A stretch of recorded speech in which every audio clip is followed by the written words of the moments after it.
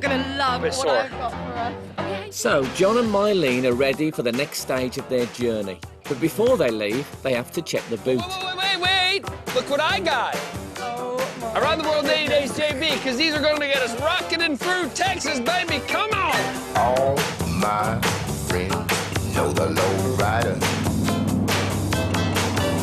The low rider is a little higher. You know what I can't believe with this car and with these cars in general is that they look normal size on the outside, but on the inside they're like the TARDIS. It's your department, but they're just massive on the inside. Time and relative dimensions in space. Oh, well, there you go. There you go. The low rider drives a little slower. Low rider is a real goer. They're still only on the western edge of Texas, a state the size of France. Louisiana and their gig in New Orleans is a long way off.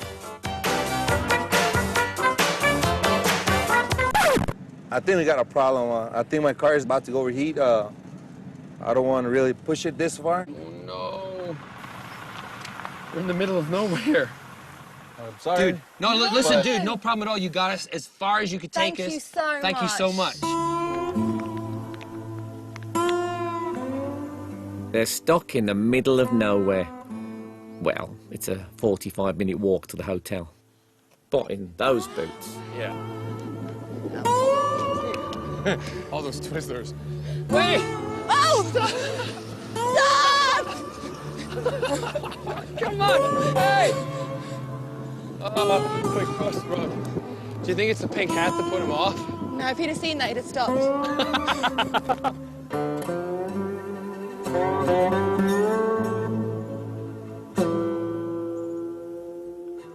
Okay, so here we are. We're in Alpine. We've stayed here overnight, and now we need to get all the way over to New Orleans, and I can't even see it on the map. Because New Orleans is way over It's not here, on the map, right? okay. We've traveled 1,300 miles from Los Angeles to Alpine. Fact.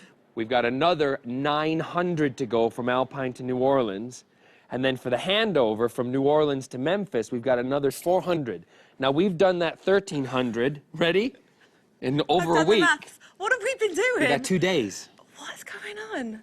Well, executive decision. You going with me on this one? I'm gonna have to. We're just gonna get the crew vehicle because we're under pressure now. Get Yeah. I-10 all the way through Texas. We've seen the good bits of Texas. Go all the way through Louisiana because there's nothing to see in Louisiana except a lot of bayous and people with banjos. I don't mind that. Too bad. You're gonna miss them. Here we go. You've seen it. So then we go to New Orleans. We have our meeting there. We got to do our performance. Stay the night in New Orleans. Next morning, drive like bats out of hell. We've got to move. And yeah, get up to Memphis for the handover, okay? Right. Let's get on the road.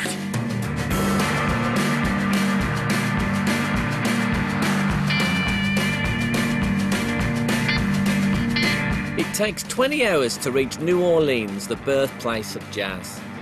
By the way, it's got nothing to do with this programme, but I hate jazz. Now, Mylene and John have never played a jazz club before, but tonight they'll be performing alongside one of the city's best musicians. But first, there's an important detour. I mean, we are racing against the clock, there's no doubt about it, and we've got to meet up with Irvin, but at the same time, we wanted to have the opportunity to come to New Orleans and see just what happened and what the devastation was like after Hurricane Katrina, which is unthinkable already, but it's 4 years ago. This is a city still in recovery. Just over 1,800 people died. Yeah. It must have been petrifying.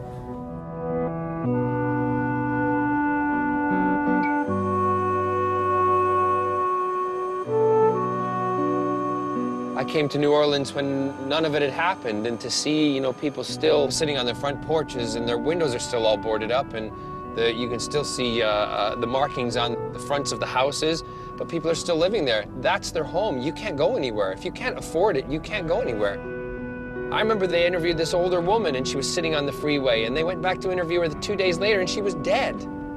And she'd got out. And her family put a bag over her body and left her name on it so they knew who she was when they could come back and get her. That's sick. It was 2005. We're not living in the dark ages. And I have to say this, shame on the American government for not doing anything sooner. I know this is awful to say this, but we gotta go find Irvin. I think we need to press on and move on to continue the journey. If I'm right, I believe that Irvin's got his own story to tell us about all this as well. Irvin Mayfield runs one of the city's premier jazz venues. And he's 13.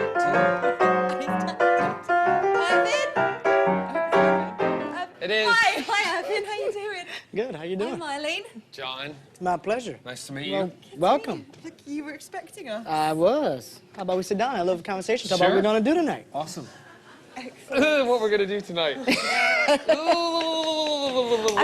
Something a little bit more serious. I hope you don't mind us asking. But I know that we've heard that you were very personally touched by the hurricane. I mean, how did it touch your family? How did it impact on your own personal life? Right, well, the most challenging aspect, my dad was a victim of the storm. So he was a victim of drowning. But not only that, we lost, my parents lost their home. But most people, even if you didn't lose a loved one, to lose your high school or all your pictures, or let's say you didn't lose anything, but you lost your neighbors, or your neighbors lost so much. We really are in a unique situation where the city lost a lot. After what you've just told us, I don't know how can you move forward from that? Blues is, triumph over adversity. The blues sound is something that's infused through all of what we're about. So that's the blues experience. You know what? We did go through Katrina, but we're going to be all right. In terms of jazz on Bourbon Street, when we do come to the #1 place. the great thing is we don't just get visitors. We get a lot of locals here. We've heard a lot of great jazz in a lot of their time. So I think you guys are really, you guys are up for the challenge. I'm excited about this. I'm excited. But Irvin is keeping a close eye on these two. His discerning public will expect no less. 400 miles away in Memphis, another city with a musical heritage, our final pair of 80 Days travellers have arrived in town. Shane Ritchie and Josie Lawrence. Thanks. 4 minutes. Oh, I mean, it hits you, doesn't it?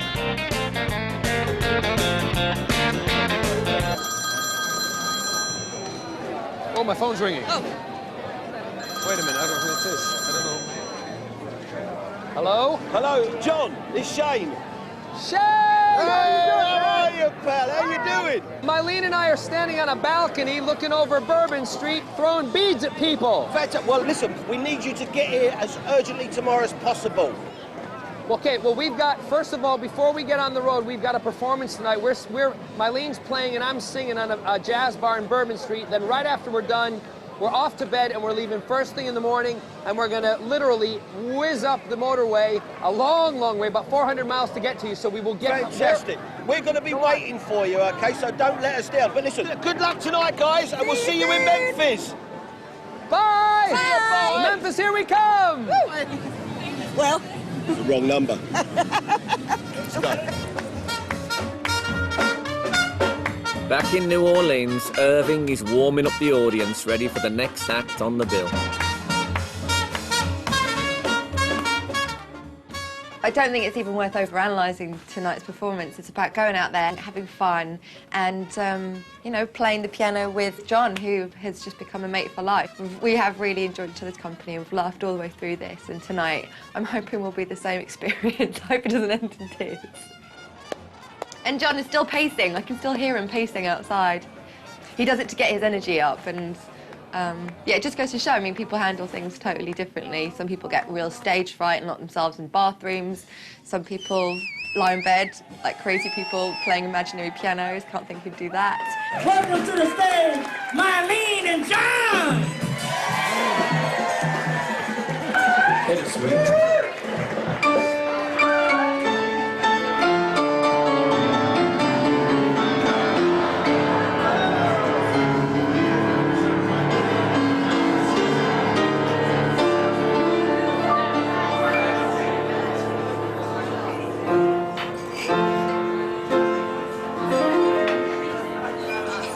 Won't you come along with me down the Mississippi? We'll take a boat to the land.